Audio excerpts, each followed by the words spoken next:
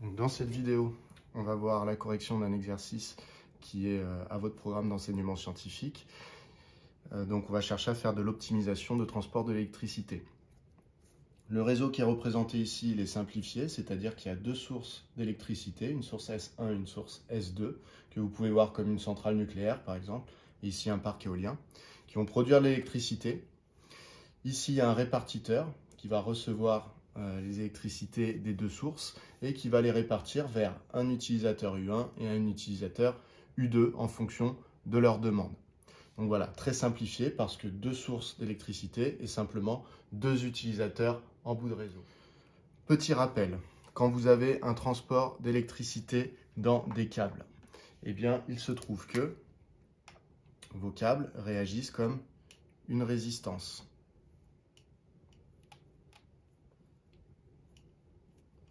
Lorsqu'une intensité les traverse. Et donc, lorsque l'électricité passe dans votre câble, il y a ce qu'on appelle l'effet Joule qui va se mettre en route, c'est-à-dire qu'il va y avoir une perte de puissance sous forme de chaleur. Cette perte de puissance sous forme de chaleur, je vous rappelle, donc c'est la perte par effet Joule, elle se calcule en prenant la résistance du câble et en la multipliant par l'intensité qui le traverse au carré.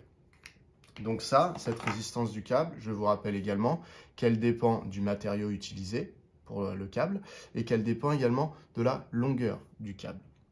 Donc ça veut dire que nous, dans notre transport, entre la source 1 et le répartiteur, il y a du transport d'électricité, donc on peut symboliser ça comme une résistance R1. Entre la source S2 et le répartiteur, il y a également de transport d'électricité, donc on peut voir ça comme une résistance R2. Pareil entre le répartiteur et notre utilisateur 1, et pareil entre le répartiteur et l'utilisateur 2. C'est-à-dire que dans ce réseau, en fait, il y a 4 moments où on va avoir des pertes de puissance par effet Joule. Il y a le moment du transport entre S1 et le répartiteur, ici entre S2 et le répartiteur, entre répartiteur U1 et entre répartiteur et U2. Donc voilà, il y a les 4 zones qui nous font de la perte par effet Joule. Donc nous, c'est ça qu'on va essayer de minimiser. Donc le but de l'exercice, ça va être de trouver les valeurs de I1 et de I2, puisque vous voyez qu'ici, je vous ai donné toutes les autres valeurs. Donc les deux seules qu'on ne connaît pas dans cet exercice, c'est I1 et I2. Et donc, il va falloir les déterminer afin que les pertes par effet Joule soient les plus petites possibles sur ce réseau. Vous savez que ça va se dérouler en deux temps. Dans un premier temps, on va voir un petit peu les contraintes qu'il y a sur I1 et sur I2, quelles sont les valeurs qui sont possibles. Et dans un deuxième temps, on calculera vraiment les pertes par effet Joule afin de voir comment on peut faire en sorte qu'elles soient les plus petites possibles. Donc, petite explication des valeurs qui sont ici. Les valeurs des résistances, donc vous savez, ça dépend de la distance en fait de câble et ça dépend également du matériau utilisé. Donc je vous donne les valeurs, R1 vaut 0,2 ohm, R2 0,25, R3 0,3 ohm et R4 0,1 ohm. Ensuite, je vous donne également les valeurs de I3 et de I4, les intensités qui sont directement reliées en fait à la puissance que demandent les usagers. Donc I3 et I4, on considère qu'elles sont imposées par mon circuit puisqu'elles sont imposées par la demande de mes usagers. C'est ce qui explique que je connais ces 6 valeurs ici. Il y a également une valeur S1 et une valeur S2. C'est S comme seuil. C'est-à-dire que mes sources d'électricité, je considère qu'elles ne peuvent pas fournir une puissance infinie et donc qu'elles sont bloquées, qu'il y a un seuil qu'elles ne peuvent pas dépasser. C'est représenté pour mon intensité par le seuil qui est ici. Par exemple, I1, je vais considérer qu'elle ne peut pas dépasser le seuil 1, c'est-à-dire 4 ampères. Donc, il faut forcément que je cherche une valeur de I1 qui soit plus petite que 4 ampères. Et pour S2, c'est pareil, la source 2 ne peut pas créer une intensité supérieure à 4 ampères. On va donc considérer ici que c'est le seuil numéro 2. Donc, voilà pour l'explication de ces valeurs-là. Maintenant, je passe à l'explicitation des contraintes. Donc, vous devez être capable d'écrire les contraintes ici de notre réseau. Donc les contraintes. Le but, je vous rappelle, c'est de trouver la valeur de I1 et de I2 pour que les pertes par effet Joule soient les plus petites possibles. On est donc en train d'optimiser le transport de l'électricité. Donc les contraintes. La première contrainte, ça va être la loi des nœuds, c'est-à-dire que toute intensité qui arrive doit repartir. Ça veut dire que au répartiteur, j'ai l'intensité I1 et l'intensité I2 qui arrivent, et j'ai les intensités I3 et I4 qui repartent. Donc, ce qui arrive, I1 plus I2, doit repartir. Donc, ça vaut forcément I3 plus I4. Et donc, si je fais mon application numérique, I3 vaut 2 ampères, I4 vaut 3 ampères. Ça me fait donc 2 plus 3, c'est-à-dire 5 ampères. Donc, première contrainte, vous avez que I1 plus I2, quand je les ajoute, ces deux nombres que je ne connais pas, ça doit faire 5 ampères. Deuxième contrainte. Deuxième contrainte, c'est que comme I1 plus I2, ça fait 5 ampères, eh bien, je sais que I1 vaut 5 ampères moins I2. Oui, si vous connaissez la somme de deux nombres, si vous connaissez le résultat de la somme de deux nombres, lorsque je vous donne un nombre, eh bien, vous êtes capable de trouver l'autre. Petit exemple, j'additionne mon âge que j'appelle X à l'âge de mon frère que j'appelle Y. Si je vous dis que quand on additionne nos deux âges, ça fait 100 ans, et que mon frère a 80 ans, eh bien vous allez dire que mon âge X, donc si Y vaut 80 ans, l'âge de mon frère, vous allez dire que moi j'ai 100 ans, la somme des deux, moins l'âge de mon frère. Donc ici, si je sais que I1 plus I2 font 5 ampères, eh bien je sais que I1, c'est le résultat moins la valeur de I2. Voilà. Donc je ne connais pas I2, ça ne me donne donc pas I1, mais je sais qu'ils sont reliés l'un à l'autre. Par contre, je sais que I2 ne peut pas dépasser 4 ampères. Donc je vais dire, or, I2 est inférieur à 4 ampères. Qu'est-ce que ça veut dire? Ça veut dire que normalement, quand j'additionne I1 et I2, ça me donne 5.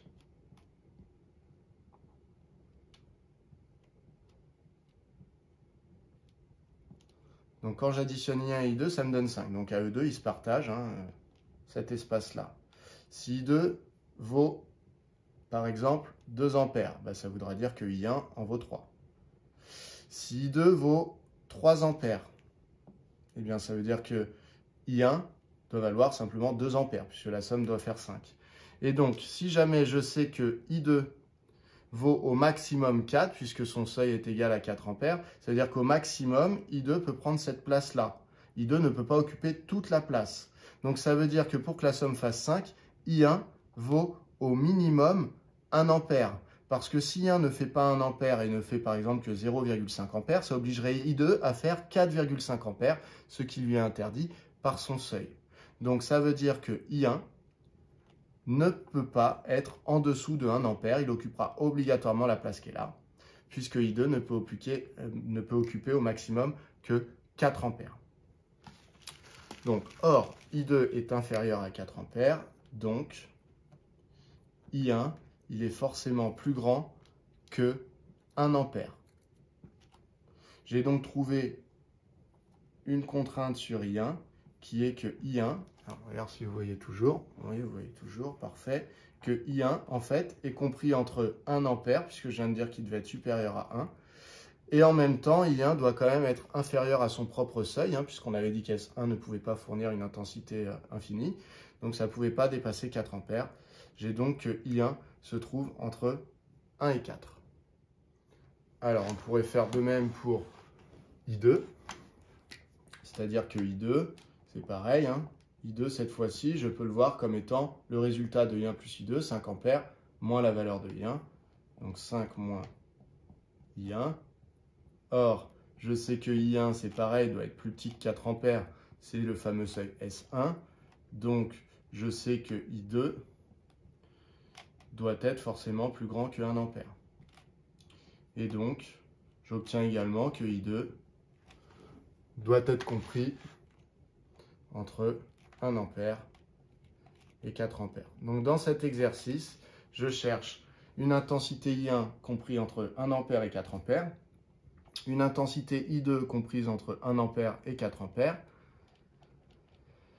et je cherche à ce que la somme des deux fasse 5 ampères.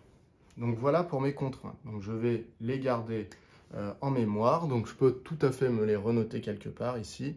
Donc I1 est entre 1 et 4. Et I2 est entre aussi 1 et 4. Et je sais que la somme des deux, I1 plus I2, ça doit faire 5. Voilà. Maintenant, je vais calculer les pertes par effet Joule et je vais chercher à les minimiser. Je vais donc effacer cette partie-là. Donc c'est parti, calcul des pertes de puissance par effet Joule. Alors, dans mon réseau, on a dit il y a 4 endroits qui vont être sujets à de la perte de puissance par effet Joule. C'est chaque transport ici. Donc, il va y avoir de S1 au répartiteur, de S2 au répartiteur, répartiteur AU1, répartiteur AU2. Donc, finalement, la perte globale par effet Joule, eh bien, ça va être la somme de chacune de ces pertes. Donc, finalement, ça me donne, je vais avoir la perte entre S1 et le répartiteur. Donc, on a rappelé la formule tout à l'heure, hein, c'était résistance du câble fois I au carré. Donc, sur cette portion du réseau, ça va être R1 fois I1 au carré, plus sur cette partie du réseau, R2 fois I2 au carré, plus sur cette partie R3 fois I3 au carré, plus sur cette partie R4 fois I4 au carré. Ici, j'ai donc mon expression de ma perte de puissance par effet Joule. Je vais remplacer par les valeurs numériques qu'on m'a données dans l'énoncé. Alors, les deux seules valeurs que je ne connais pas sont I1 et I2. Tout le reste, je connais, donc je remplace. R1 vaut 0,2 ohm, donc ça me donne 0,2 fois I1 au carré, plus R2 vaut 0,25 ohm, donc 0,25 fois I2 au carré, plus R3 vaut 0,3 ohm, donc 0,3 fois, alors I3, lui, je le connais, c'est 2 ampères, donc fois 2 au carré, plus R4 qui vaut 0,1 fois I4, c'est-à-dire 3 ampères au carré.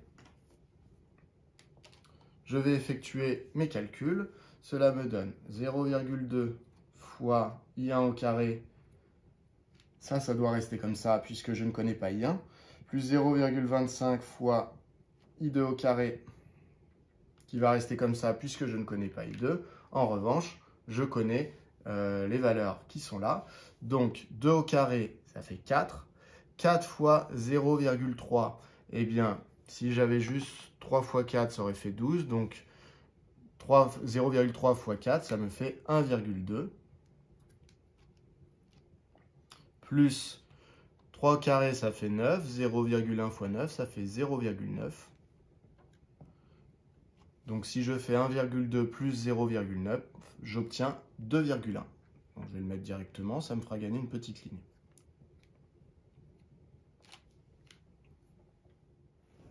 Ici, j'ai donc ma puissance dissipée par effet Joule qui est exprimée en fonction de I1 et de I2.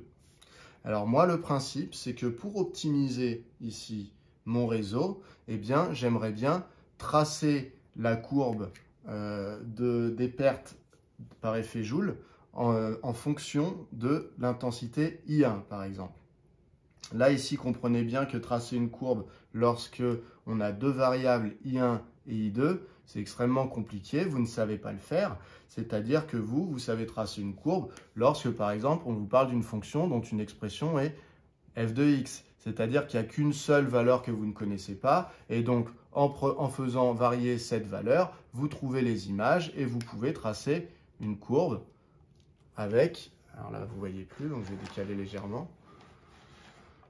Donc le but, quand on trace une courbe, pour vous, c'est d'avoir ici une variable x donc qui varie et de pouvoir calculer les images pour dire pour telle valeur, l'image c'est tant, pour telle autre valeur, l'image c'est tant, et donc ça vous permet de tracer une courbe. Ici, le problème, c'est qu'il y a I1 et I2 qui sont des variables, donc pour l'instant, vous n'avez pas la puissance exprimée en fonction d'une seule variable.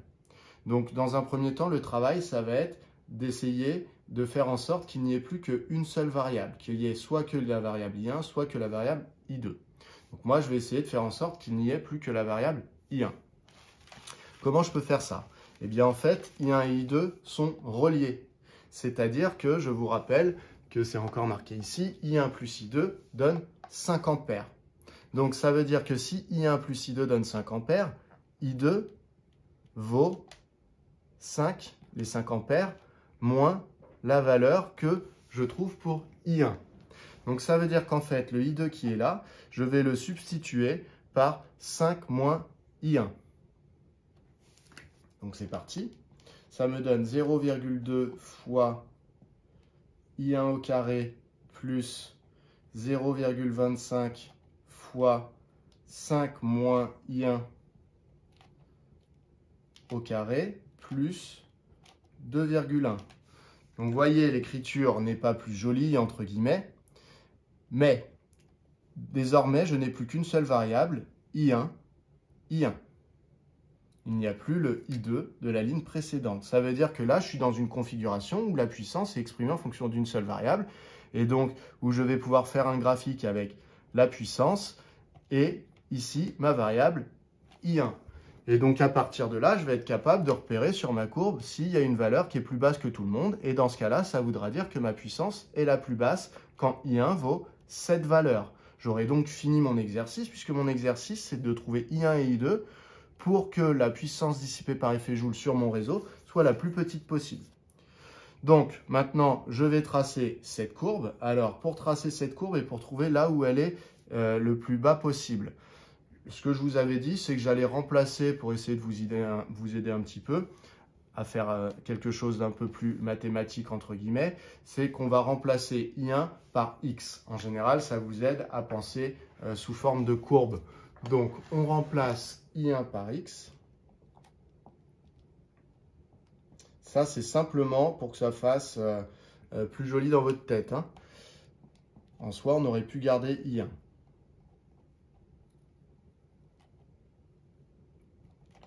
Donc, qu'est-ce que ça nous donne?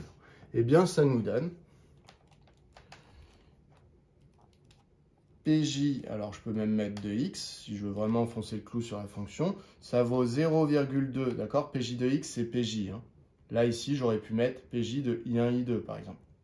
Donc, ça vaut 0,2 fois I1, donc I1, j'ai dit que je l'appelais x, donc x au carré, plus 0,25 fois 5 moins x au carré, plus les 2,1 qui étaient ici.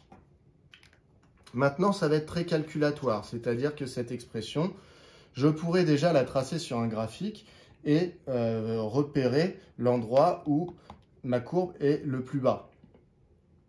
Mais si je veux le faire par le calcul, eh bien ici, il faut que je développe un petit peu le calcul qui est là. Alors ça va utiliser du coup une identité remarquable. Alors, petite explicitation de cette identité remarquable. Donc, hop, petit encart. 5 moins x au carré. Alors, si vous ne vous souvenez pas des identités remarquables, vous l'écrivez comme ça. Un nombre au carré, c'est le nombre fois lui-même. Voilà. Dans ce cas-là, vous pouvez tout à fait développer. 5 fois 5, 25.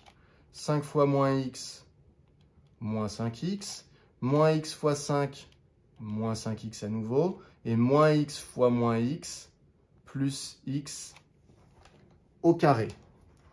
Ce qui nous donne 25 moins 10x plus x au carré.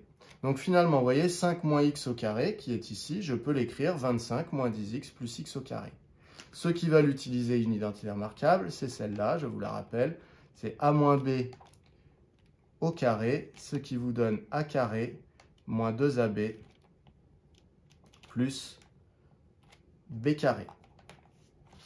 Donc vous l'appliquez avec a qui vaut 5 et b qui vaut x. Vous obtenez donc, si a vaut 5, ça fait 5 au carré, ça fait bien 25. Moins 2 fois a vaut 5, donc 2 fois 5, ça fait 10.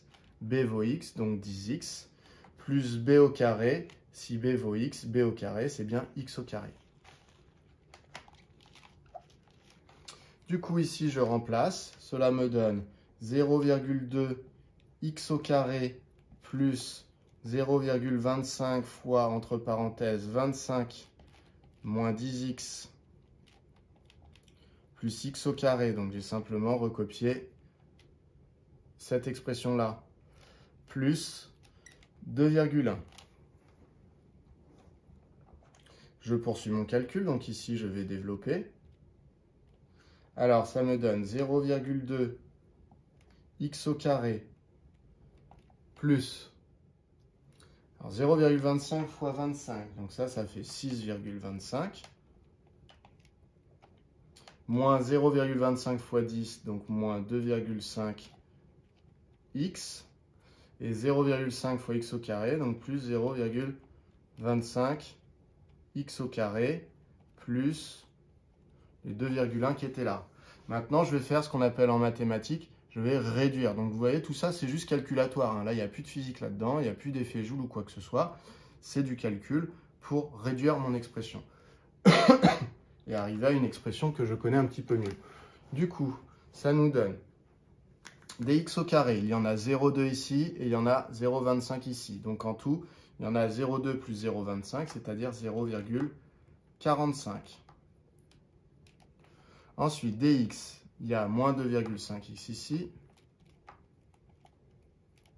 Et ensuite, des termes constants, il y a 6,25 et 2,1. Si je les additionne, ça me donne 8,35.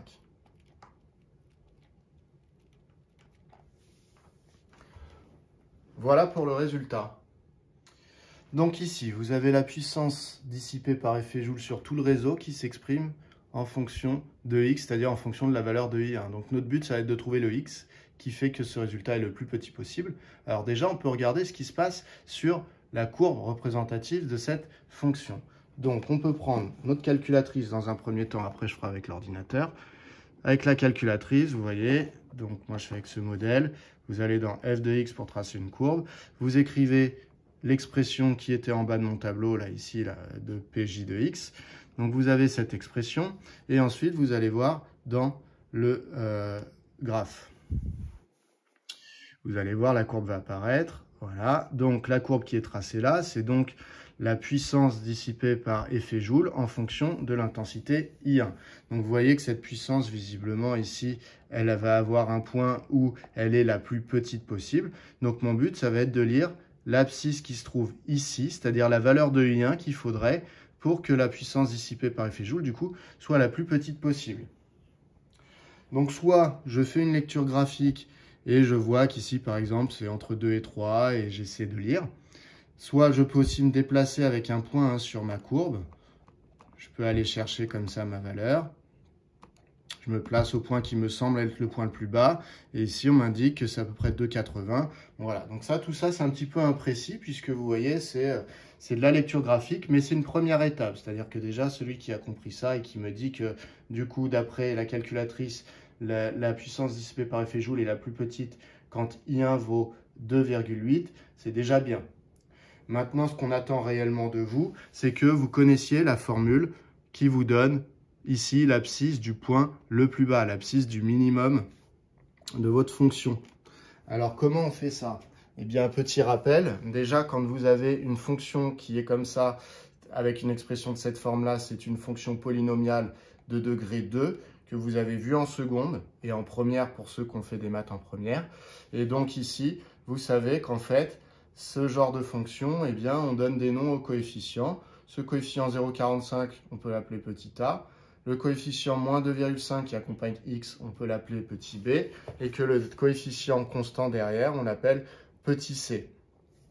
Petit rappel sur ces fonctions polynomiales de degré 2. Ces fonctions polynomiales de degré 2, eh bien, leur courbe représentative, quand on les fait dans un repère, eh bien, ce sont des paraboles. Une parabole, ça a soit cette allure-là, si on dit qu'elle est ouverte vers le haut, soit cette allure-là, si on dit qu'elle est ouverte vers le bas.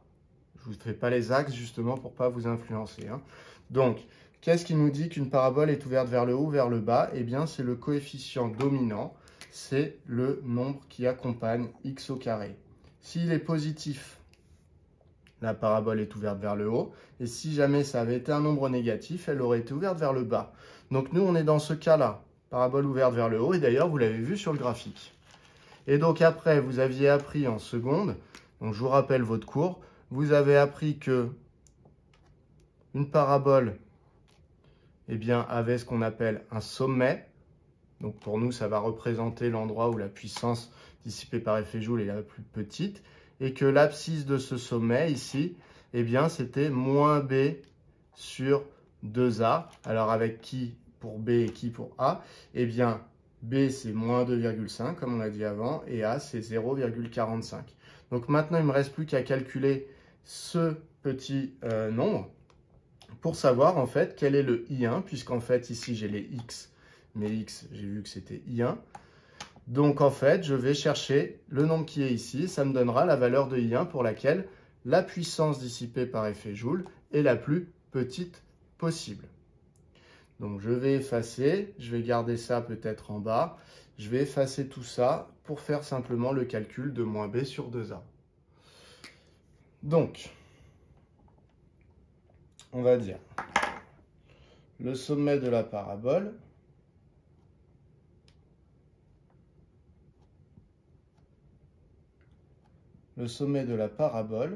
A pour abscisse, donc la parabole c'est le nom qu'on donne aux courbes représentatives des fonctions polynomiales de degré 2, donc A pour abscisse, moins B sur 2 fois A, ce qui est égal, alors moins B, B c'est moins 2,5, donc ça donne moins 2,5 sur 2 fois A, donc 2 fois 0,45. Alors, je prends ma calculatrice et je fais le calcul. Donc,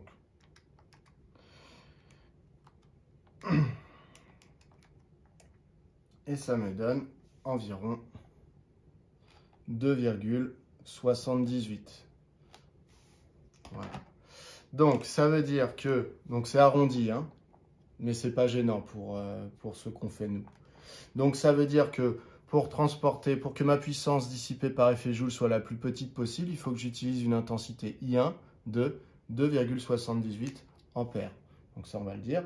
Donc, pour minimiser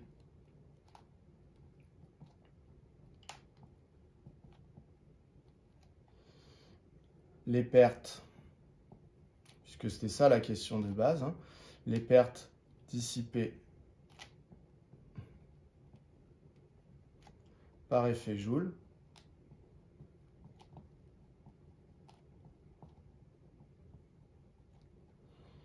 on doit avoir donc I1 qui doit faire environ 2,78 ampères et I2, bah alors je vous rappelle que I2 du coup on va le déduire tout simplement parce que quand j'additionne I1 et I2 ça doit faire 5.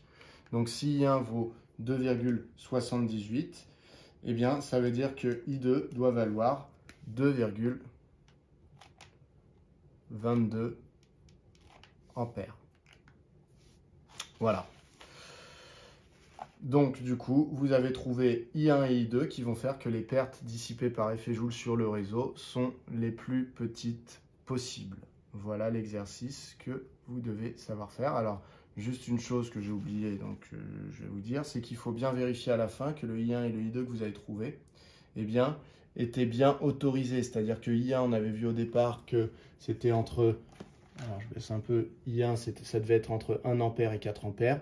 Pareil pour I2. Donc là, on vérifie que nos solutions sont bien dedans. Oui, I1, c'est bien entre 1 et 4 ampères, I2 aussi. Donc, ce sont les valeurs qui vont optimiser mon transport d'électricité sur ce réseau. Voilà pour cet exercice.